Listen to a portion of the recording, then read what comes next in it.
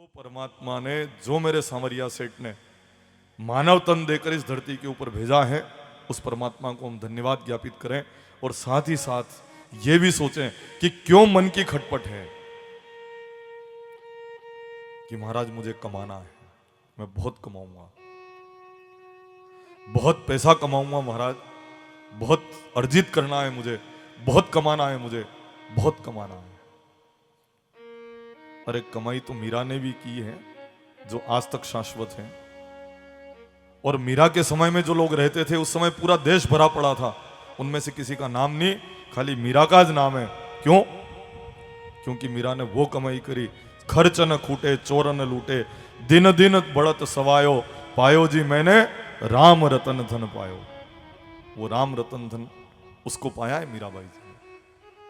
तात्पर्य यह है कि मन की खटपट तब मिटेगी, मन की खटपट तब समाप्त हो पाएगी कि आप उस राम नाम धन को कमाने की कल्पना करें, जो धन कभी खूटता नहीं है, जो कभी समाप्त होता नहीं, चोर जिसको लूट नहीं सकते, कोई भय नहीं उसमें, ऐसा धन कमाओ। पर कि महाराज ये तो सब आप कहते हो तब समझ में आता है, पर यहां से उठने के बाद फिर तो महाराज इस मार्ग के ऊपर तो चलना ही पड़ेगा। एक व्यक्ति रोज कथा में से उठकर चला जाता, महात्मा जी ने पूछा तू क्यों क्यों चला जाता है रे? कि महाराज मुझे कमाना पड़ता है। महाराज ने पूछा कमाता क्यों है? कि महाराज पूरा परिवार लगा है और पूरे परिवार के लिए मुझे काम करना पड़ेगा, पूरा परिवार है मेरा, और महाराज ये कमाए बिना काम चलेगा नहीं, इसलिए कमाना तो पड़ेगा महाराज, कमाना धमाना तो पड़ेगा। तो क्या ये सब लोग तेरा साथ देंगे जिनके लिए तू इतना काम करता है, 10 मिनट भी भजन नहीं करता है, तो क्या ये दुनिया के सब लोग मुसीबत में तेरा साथ देंगे? तो इस व्यक्ति ने कहा महाराज क्या बात करते हो, मेरे घर वाले मेरे लिए मरने को तैयार, और इतना प्रेम रखते हैं, किसी के रखते हो नहीं रखते हो, पर मेरे तो आसमान के तारे तोड़ के ले आए, इतना प्रेम है उनका। तो महाराज जी ने कहा अच्छा एक काम करते हैं, मैंने तेरे को योग सिखा रखा है, योग से तू सांस रोक सकता है ना? कि हो, कि चल परसों बताऊंगा, मैं तेरे घर पर आऊंगा बराबर 12 बजे, मालूम पड़ेगा कि जो आसमान के तारे तोड़ने वाले वो कितना प्रेम तेरे से रखते हैं। सांस रोक लेना तू 12 बजे। उसने 2 दिन बाद बराबर 12 बजे सांस रोक ली, और जैसे ही सांस रोकी लोगों ने कहा अरे क्या हो गया? डॉक्टरों ने कह दिया मर गया। सब लोग रुदन कर रहे थे, प्रेम था भाई, रो रहे। इतने में बराबर 12 बजे महाराज आ गए। महाराज ने कहा अलख निरंजन, भीड़ किस बात की है? कि अंदर एक व्यक्ति की मौत हो गई है। महाराज जी ने जाकर कहा देख भाई मैं आ गया हूं, सुनना कौन कौन तेरे से प्रेम रखते हैं। महात्मा जी ने कहा ये तो मर चुका है, पर अगर मैं इसकी मौत को चाहूं तो टाल सकता हूं। ओहो महाराज पधारिए पधारिए, बड़ा स्वागत, आप क्या लेंगे ने? अरे महाराज पधारो, विराजो, आप तो पधारिए। एक कटोरी मंगाई, उसमें दूध मंगाया, और दूध की कटोरी 21 बार उस मरे हुए व्यक्ति के ऊपर घुमाकर कहा इस व्यक्ति की मौत अभी यहीं घूम रही थी, मैंने उसको इस दूध में उतार दिया। अब ये जो है दूध किसी को पीना पड़े, जो पिए वो मरे। पिताजी से कहा आप? पिताजी ने कहा जन की मौत आई वरने तो मरना ज पड़ेगा, क्या करो, ये तो संसार शाश्वत है। सत्य है कि जिसकी जन्म हुआ उसकी मृत्यु जरूर होगी, मरना कौन चाहे? मां की तरफ के ये तुम पी लो, मां ने कहा अड़ा को कही मैं चली जाऊंगी तो इनका क्या होगा? मेरा तो बहुत प्रेम बच्चे से, पर इनका ये है ना मेरे पतिदेव, इनका क्या होगा? रुदन करने लग गई, इनको अकेले छोड़कर मैं कैसे जाऊंगा, मैं कैसे इस दूध को पीकर मरूं? यूं करके वो तो रोने ही लग गई। भाई की तरफ कहा तो कहा बाजूगर का बाजू बांधना। पत्नी से कहा आप ले लो, छोटे छोटे बच्चे,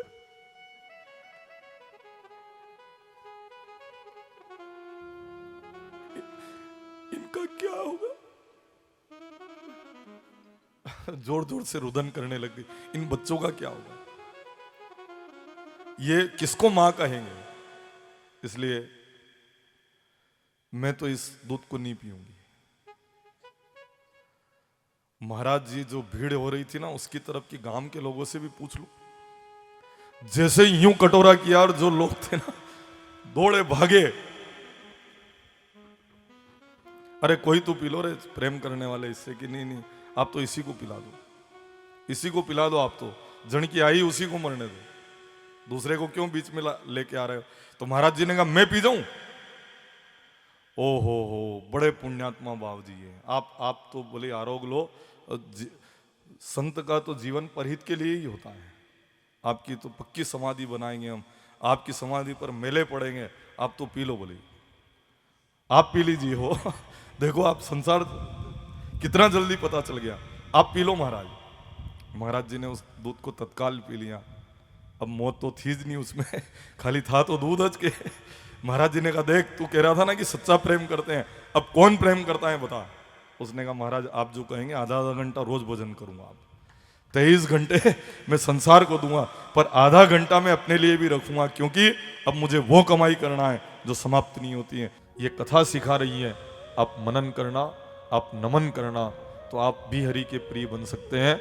जिसने नमन किया, जिसने वंदन किया, वो हरि के प्रिय बन गए। मन के ऊपर कंट्रोल करो, मन जो मांगे मत दो, धीरे धीरे धीरे करके मन मांगना शुरू कर देगा। व्रत इसलिए तो करते हैं, हम उपवास क्यों करते हैं कि आज मैं भोजन नहीं करूंगा, मन मांगे तो भी नहीं करूंगा।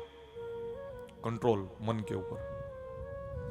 पर ये तो मंगलवार करते हैं, रात में 12 बजे भोजन कर लेते हैं। वो कहा मंगलवार पूरा हो जाए रात में 12 बजे। देखो आप, कंट्रोल नहीं है मन के ऊपर, ये खाली दिखावटी है। मन के ऊपर आप कंट्रोल करने के लिए मन जो मांगे मत दो, एक मांगे तो आधा दो, आधा मांगे तो उसका और आधा उसको प्रदान करो। धीरे धीरे मन मांगना बंद कर देगा। जब बात मन के ऊपर ही आकर अटक गई, और मन की इतनी शक्ति है कि मन पतन भी कर दे और मन उद्धार भी कर दे, तो फिर इस मन के ऊपर कंट्रोल कैसे किया जाए? मन उठाकर आपको इस कथा में ले आया, और उस मन ने फिर कहा चल रहे थोड़ी देर बीड़ी पी के आ जाते हैं। वारे मन, कथा में लाकर बिठा भी दिया और साइड में जाकर बीड़ी भी पिला दी। वाह, कितनी ताकत है इस मन में, कितनी शक्ति है। तो इस मन को कैसे कंट्रोल करें, आज बहुत आवश्यक है इस बात को अपने जीवन में उतारना। बहुत आवश्यक उतारेंगे, आवश्यक मानकर उतारेंगे, तो जरूर आपके मन के ऊपर आप कंट्रोल कर पाएंगे, मन को आप समझा पाएंगे। आइए मन को कैसे जीतते हैं। राजा ने एक बकरा पाला,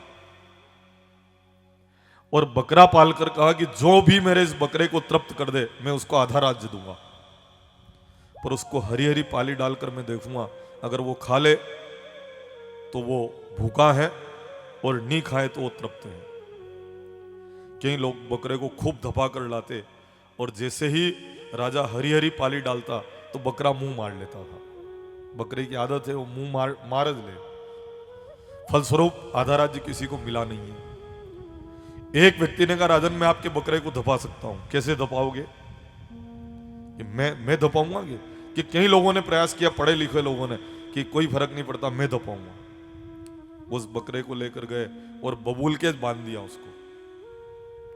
बबूल की पत्ती उसको प्रिय लगती है तो उसी के बांध दिया, और हरी हरी पाली, और बबूल के जो वो थे ना, कई नहीं समझे आप, बीज वाली जो फली होती है, अपनी भाषा में पापड़ा बोलते हैं उसको, बोरिया का पापड़ा। नहीं समझे आप? जब छोटे थे नवण का पाइजब बनाता था वो, अब समझ में। अरे अरे महाराज, बाकी में सही कहा आप कि पाइजब बनाते थे उसके, अब समझ में आ गई नहीं वो बबूल। और जैसे ही बकरे ने खाना चाहा, और जो डंडे की उसके मुंह के ऊपर मारी, बकरे ने कहा ये आदमी पाली खाओ और ये पापड़ा खाओ तो मारता है। बकरा पलट कर खड़ा हो गया। थोड़ी देर बाद ये व्यक्ति थोड़ा इधर उधर हुआ, फिर बकरे ने खाना चाहा, एक डंडे की मारी। बकरे ने कहा आज तो एकाश में, अब नहीं खाऊंगा, अब नहीं खाऊंगा। एकासना है मेरे। फिर थोड़ी देर बाद 2-4 घंटे के बाद फिर खाना चाहा, ध्यान रख रहा था वो व्यक्ति, जाकर फिर डंडे की मारी। उसने कहा 11 से आज अब नहीं खाऊंगा, पहले एकासना था अब व्रत है, अब नहीं खाऊंगा मैं। फिर सुबह होते होते फिर खाना चाहा, एक डंडे की मारी, आधा राज्य मिलेगा, पूरी रात जाग रहा था व्यक्ति, एक डंडे की मारी। बकरे ने कहा मरता मर जाऊं पर अब पाली नहीं खाऊं। फिर 2 दिन बाद फिर उसने खाना चाहा, फिर डंडे की मारी। बकरा बिल्कुल दुबला पतला हो गया, पर अब हरी पाली डालो तो नहीं खावे, क्योंकि उसको ये मालूम पड़ गया कि पाली खाई नहीं कि डंडा की पड़ी नहीं। बिल्कुल दुबला पतला सा। उसको पकड़कर ये किसान लेकर गया, राजन आपका बकरा तृप्त हो चुका है। अरे इतना दुबला पतला और तृप्त कैसे कर दिया? कि आप तो हरी पाली डाल के देखो खाए कि नहीं खाए, अगर ये खा ले तो भूखा है, नहीं खाए तो तृप्त। चर्चा यही तो थी, शर्त भी यही थी। हाँ हाँ, दुबले पतले और जाड़े से क्या फर्क पड़े, हरी हरी पाली मंगवाई, जैसे बकरे के आगे डाली, बकरा तो मुंह पलटा के खड़ा हो गया, जैसे पाली खाता ही नहीं हो, मुंह पलटा के खड़ा हो गया। बस इस चरित्र को अपने जीवन से जोड़ लेना। ये मन भी बकरे की तरह है, मुंह मार ही लेता है, तो धीरे धीरे इस बकरे को मारना। तो मैं ये नहीं कह रहा हूं घर जाकर डंडे से खुद को कूटने लग जाना, यो मांगे तो मत दो, मार मार तो क्या मार, मन मार, ये मांगे मत दो। और अगर नहीं दोगे तो धीरे धीरे मांगना बंद कर देगा। पर आप तो और कि आज ये खा ले, आज ये मांगा इसने दे दिया तुमने, तो कल मांगना बंद कर देगा। ये नहीं, आज जो मांगा इसने अगर आपने दे दिया तो कल नहीं मांगेगा। उनकी तो आदत ज मांगती पड़ी है। ये जहां भी जाता है, ये मंदिर भी जाता है ना, तो ये मन बिना मांगे उतरता नहीं है। आज ये दे दो, आज ये दे दो। मैं कहता हूं कार्य मंगता जयराम जी क्या यही आदत पड़ी हुई है। स्मरण तो कर, उसके दरबार में तू जाए तो पहले बैलेंस तो कर, माला तो जब, भजन तो कर। अब वहां पर समर्पित कुछ भी नहीं किया। अगर बैंक में आपका डिपॉजिट नहीं हो, बैंक में आपकी राशि नहीं हो और निकलवाने चले जाओ तो लोग क्या कहेंगे? या तो अपराधी मानेंगे, या बैंक के अधिकारी यूं इशारा करके कहेंगे मेरी तरफ देखना आप।